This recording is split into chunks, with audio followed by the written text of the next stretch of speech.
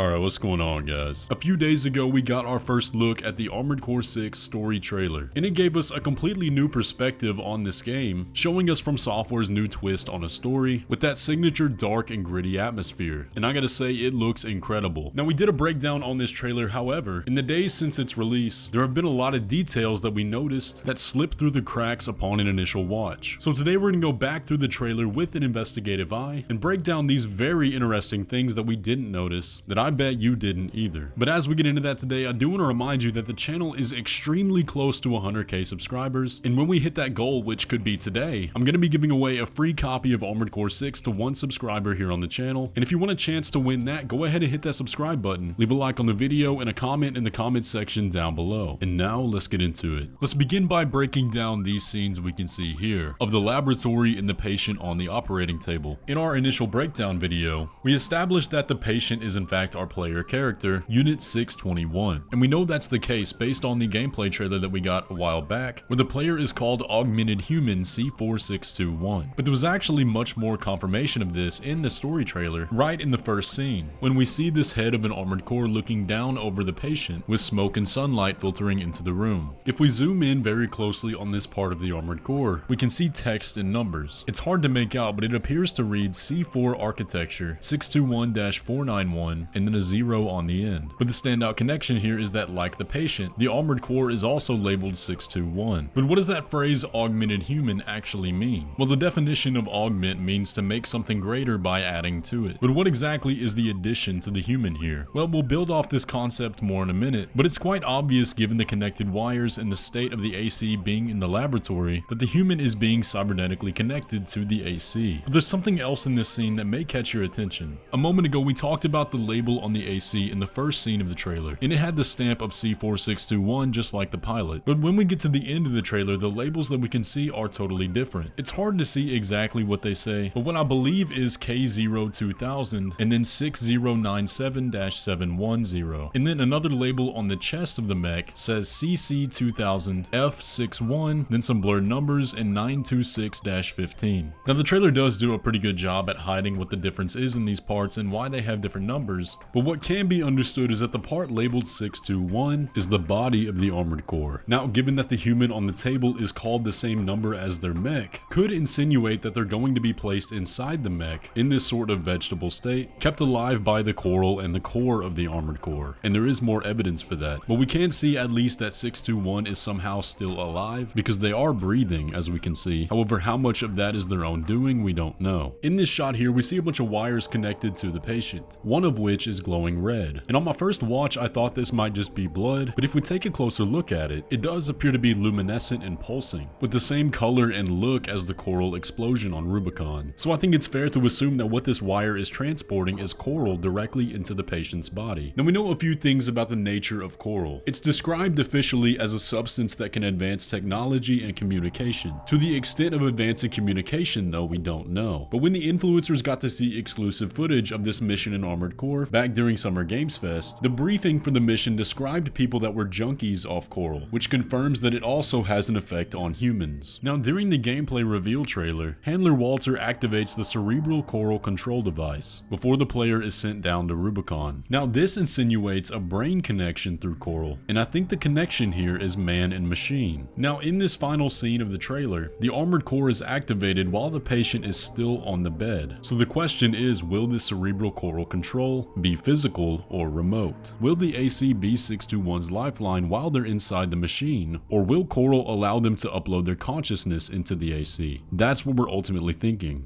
But let's shift gears for a minute and talk about the battle that we saw for the majority of the trailer. The main standout here was Unit 617, who was the only one to make it to the end of the mission, ultimately destroying the enemy tanks and then detonating his AC to destroy the laser and complete the mission. Now, I made a lot of assumptions about this final scene here that after discussion may not have been totally true. So the first distinction to be made is that 617 probably isn't dead, or at least his AC might not be totally terminated, and that's due to the wording used. Whenever we see the deaths of 619 and 620, they're accompanied by the words vital signs lost and signal lost. But when it comes to 617, all we get is 617 himself saying unit down. So we have no reason to assume that 617 is dead. Now let's pop to the initial reveal trailer for Armored Core 6. Here we see an AC in a field of ash and rubble scavenging for parts. When we put this mech side by side with 617, it's not impossible that they're the same mech. Their build is almost identical, with a few very minor differences, and even at the end of the mission after the detonation, 617 still has a right arm and legs. But even though they're not exactly the same as the mech seen in the reveal trailer is noticeably cleaned up, this one is in a very different location, with a hearty supply of parts already strapped to its back. So the reason I say that is that it's possible the mech we're seeing in the reveal trailer is 617 after he survived, recovered, and is rebuilding himself. But the other assumption I made about 617 is that he's also the mech we can see on the cover of the game, given that the pose and injuries are almost identical. But you guys were quick to point out that the mech on the cover does have many different parts, including the head, and that AC is called Nightfall based on the collector's edition, and we can see him in action in the second half of the reveal trailer. But it is just so weird to me that 617 and Nightfall have the same injuries and are in the exact same pose. So is it possible 617 survives and later becomes Nightfall? Maybe, but for now that's just speculation.